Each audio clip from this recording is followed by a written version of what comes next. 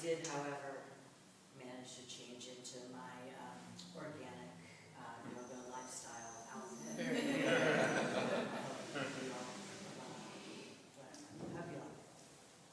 I'm going to read 3 poems. They're kind of long, and but not super long because we're tired, right? Feel free to take a nap. It's cozy. Blankets, pillows. This is called The Overnight Guest. As soon as the sun was up and a few birds had chirped, my overnight guest was up and moving around the room, putting on his clothes. "You're not staying for breakfast." It wasn't a question, though I tried putting a question like lilt at the end. "That's not my style, man." As soon as he said this, he giggled, acknowledging its ridiculousness, which didn't make it any less true. After he pecked me on the cheek and left, I drifted back into sleep and woke with half an hour to shower and pack for my flight to Florida to visit my grandmother. In the shower, I sang, "I ain't gonna study romantic disappointment no more. Ain't gonna study romantic disappointment no more. Ain't gonna study." I enjoyed the awkward challenge of squeezing 7 syllables into a slot meant for just one. I'm always trying to squeeze too much into life, or out of it, or whatever. I read too much into little things. For instance, last month, when a boy left a thread torn from the cuff of his denim jacket wrapped around the window crank in the passenger seat of my car, I thought it meant, "Wait for me." What is the difference between a keepsake and a souvenir? Doesn't "remember me" mean the same thing as "return to me"? Sometimes futility is a good teacher. For instance, I once learned a lot trying to explain my gun tattoos to a Quaker I happened to be at the beach with. Basically, what I learned in that situation is that I'm full of shit. Actually, all of my tattoos have taught me that at one time or another. Basically, any statement of bravado I have ever made has come back to bite me in the ass. All my tattoos are statements of some form of bravado: bragging, tempting fate, biting off more than I can chew, putting on a strong face, wishful thinking, or sincerity ruined by irony. And yet I can't wait to get more, because they make me seem interesting, and to some degree, tough.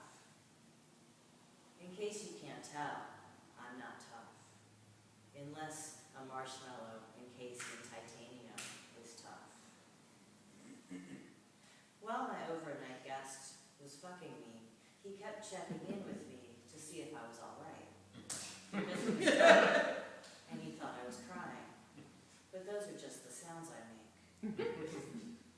I liked him for being concerned. But the fact that he had to check in made me feel even farther away from him, or from anything that might ever understand me. You might want to think that having sex with a person is the closest you can get to them, when really, it's like anything else, playing cards or eating pizza. When he tried to dispose of the condom, it was no longer on his person. After some searching around, it turned out to be deep inside my person, wadded up like a piece of chewing gum.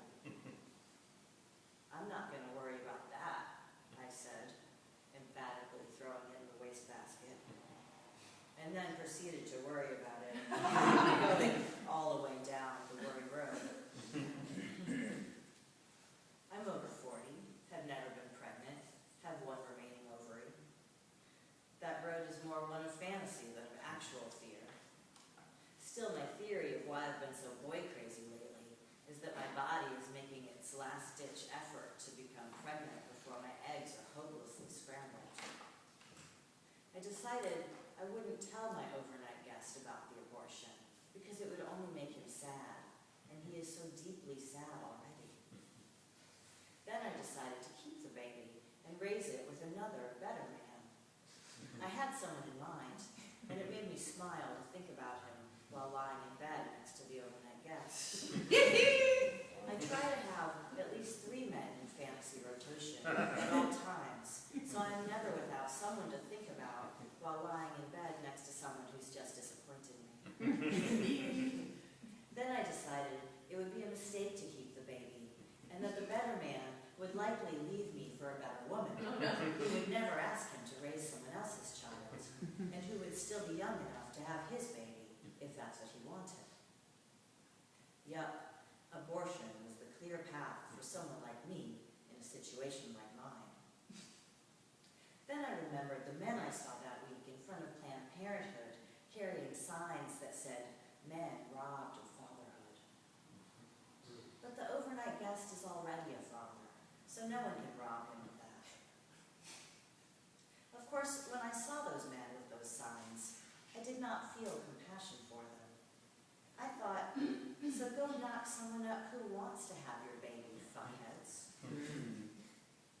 Going through it all in my head, I began to cry a little for my own lost motherhood. Though I've never been one of those people who wants to have a baby at all costs, to the point where they would do it alone in a cave or on public assistance, I have sometimes thought I would do it with the right person if we had plenty of money. I made sure to cry silently so as not to re-arouse the concern of my overnight guest, at least until I heard him start to snore. This next one is called Unendurable Goods. Another overnight guest declines to use the guest toothbrush, but, goes my silent retort, your mouth has already been everywhere else the last overnight's guest has been. I hold the brush up to the light. Its bristles are minimally frayed, clean, and dry as a bone, an unchewed, desiccated bone, and have been so for more than a season. I mention this, the dry part, the season part, because I think it will make him feel special. Everyone wants to feel special, don't they? Still, he says, I'd rather have a new toothbrush. I respect him for this, though I find it prima donna-ish. Perhaps if I myself were less accommodating and more prima donna-ish, I would be happily partnered by now, instead of trapped in a samsara of rotating overnight guests. This is what that book, The Rules, promises. He can bring over a new toothbrush next time, supposing there is a next time.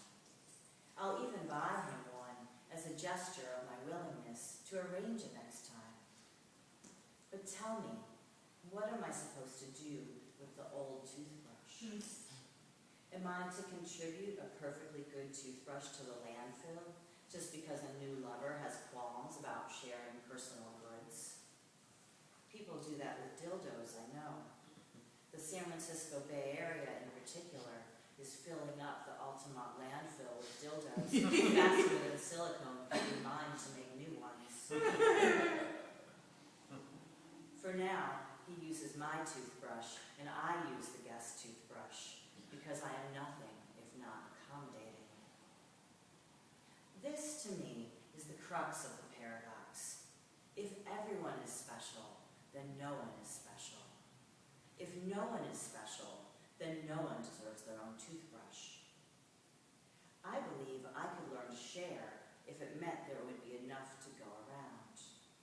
Sometimes I'm relieved to know I'm not special. This is where I want you to interject. But you are special. And often you do.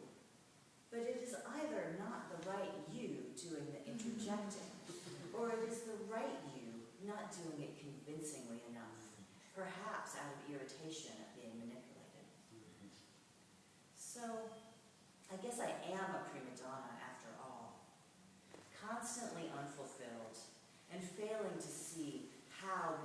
constantly unfulfilled can lead to one day being utterly fulfilled. Remember the marshmallow study?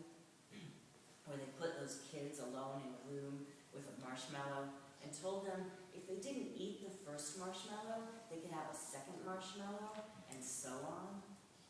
And then they tracked those kids throughout their lives and found the ones who resisted eating the marshmallows had more successful lives than the ones who ate the marshmallows. I get so angry just thinking about that study. I get so angry just thinking about success. For example, one can be a successful anorectic, a successful genocidaire, a successful pesticide salesman, a successful abortion clinic bomber. I want to know what kinds of successes were achieved by the marshmallow resistors. I want to know on whose chart I might plot my own meager successes. What I really want to know is if filling the landfill with toothbrushes offsets whatever other good works I might do in the world.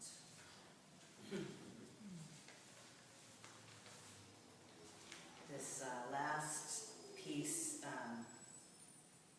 is kind of written in the voice of my 92-year-old grandmother, who's also a bit sassy. And it's called The Last Cruise. With the money I won in the naming contest for Ben & Jerry's new ice cream flavor, Kierkegaard's Sickness Unto Death Swirl, I set out to travel the world via singles cruises, looking for a new husband. I didn't find a husband, but I found the world. At a yoga class in Java, after much chanting and toning of the Mula Bandha, I stood and saw the living root which had joined us all to the center of the earth shrink away and turn to powder. I saw dolphins at the edge of madness, living in mirrored rooms like underwater Versailles, wearing the sad smiles of movie starlets. I saw women at the edge of madness unclasp their gold jewelry and drop it in the mouth of the volcano. I saw mattresses of meat with black fly coverlets. The flies, as if stitched together with thread, would lift their bodies all at once with a buzzing sound and then resettle on the mattresses, groggy from the effort. I saw buzzards, sated with human flesh, look me over as if wondering if they still had room. That was on the Towers of Silence cruise. I saw men, sated with female flesh, look me over as if wondering if they still had room. That was on the human sex trafficking cruise. My friends at home were surprised by my interest in these cruises, just as I was surprised by their lack of interest, if that's what it was. What besides sex and death has ever held any interest for the human species, I asked them. Name an interest, shave it to its core. What will be left is sex, death, or both. Try it. Macrame, sex. Golf, death. Racetrack betting, sex and death. See? My friends were unconvinced. They said, hurry up and find a husband so we can all play bridge together. Bridge. Death. The ice cream money was not enough to entice a man who also had not quite enough money. But it was enough to dissuade those with more than enough who were looking to rescue from destitution some gentle, grateful soul. My soul is neither gentle nor grateful, and I can't help but make that abundantly clear. On the last cruise, one man was interested in me, to the point where he was heard by his bunkmates crying out my name in his sleep. qualities that don't impress me much, but I try to be open-minded. I rebuffed his first series of advances, thinking if he were at all serious, this alone wouldn't dissuade him. It did. Later, he asked someone else to dance right in front of me while I sipped lobster bisque. She was a lovely gal, no argument there, had a way with scarves. Her lack of frugality and display extended to her interest in men, which showed me my error, if that's what it was. This is what we do, even at 92, when we ought to know better, search for some error on our part, what we might have done to avoid the hurt. But listen, say it with me while I remind myself, the point of life is not avoiding getting hurt. The point of life is not avoiding getting hurt. I had not much interest in that man, but I do like to dance. He had the nerve to glance over at me while he took her hand. He wore a scarf too, a silly little cravat, and boat shoes, which struck me as funny. Boat shoes on a boat. I thought about the boat and everything it held. It held all the people it took to run the cruise and all the people it took to enjoy the cruise. It held all the knickknacks we had purchased and all the medicines we had to swallow to keep our old bodies alive and purchasing knickknacks. It held cans of fruit for the cocktails and cans of shrimp for the salads. It held all the food we would eat and all the food we had already eaten and was still in our bodies, and all the food that had left our bodies and sloshed in a holding tank until our next service stop. It was awful to picture the enormous container broken down into smaller containers and what they might have held, like a body viewed as a cross-section of its organs. I set my spoon down on the white tablecloth where it left a pink smear. Any port in a storm, his face had said. What storm, I thought. You haven't seen a storm. I've buried 2 husbands and a son. But what did I know of what he'd had or lost? I had a lifetime supply of sickness unto death's swirl to drown myself in. Maybe now he would have a lot of scarves. In Fiji, the brave among us were given hogsheads to hold in the water, while spotted manta rays swam up to feed on their hog faces, so everyone could stroke their velvet leopard pelts. Who needs sex? I mean, specifically, when it is everywhere in general, when it is the juice and the thrust in every living thing. Thank you.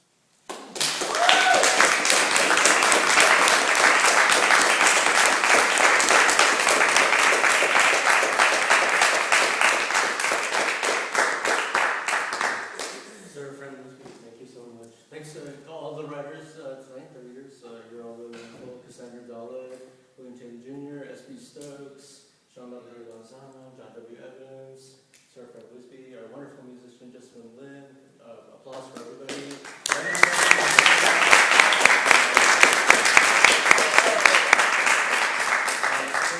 Buy books, buy music, we have wine, there's some snacks. Maybe kind of drag this stuff kind of in this direction, so I can just kind of put it away after. Yeah, thank you again. Thank you.